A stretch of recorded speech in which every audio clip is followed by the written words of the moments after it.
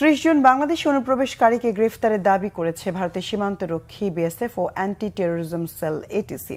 অনুপ্রবেশ ঠেকাতে পশ্চিমবঙ্গের মালদা, দক্ষিণ মুর্শিদাবাদ ও নদিয়া জেলার সীমান্তে শক্তি বাড়িয়েছে বিএসএফ। অনুপ্রবেশের অভিযোগে আটক ১৩ বাংলাদেশের পরিচয় পাওয়া গেছে। জিজ্ঞাসাবাদের ভিত্তিতে ডাউকি পুলিশ জানিয়েছেন ১৩ জনই সিলেটের বিভিন্ন অঞ্চলের অধিবাসী। ২৪ ডিসেম্বর তাদের আটকের পর ডাউকি পুলিশের কাছে ওই ১৩ জনকে হস্তান্তর করে বিএসএফ। তাদের বিরুদ্ধে অনুপ্রবেশ আর চোরাচালানের অভিযোগ এনে কারাগারে পাঠানো হয়েছে।